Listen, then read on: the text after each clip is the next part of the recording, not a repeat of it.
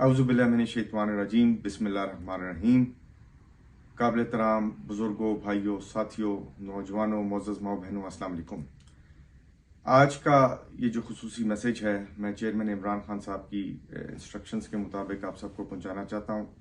खान साहब की इंस्ट्रक्शंस के मुताबिक हम इंशाअल्लाह ताला एक 9 तारीख को यानी कि कल बरोज़ जुमेरात एक रैली निकालने जा रहे हैं, जिस रैली का मौजू ये है कि पाकिस्तान में इस्तेहकाम इसी सूरत में आ सकता है अगर पाकिस्तान में इलेक्शन हो, लिहाजा इलेक्शन कराओ, मुल्क बचाओ।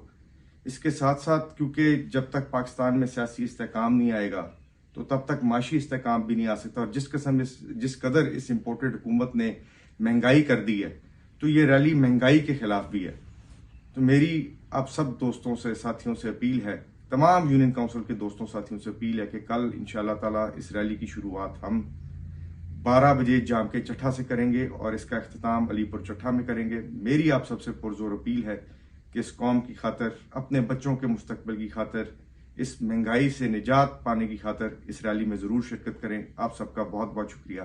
पाकिस्तान जिंदाबाद।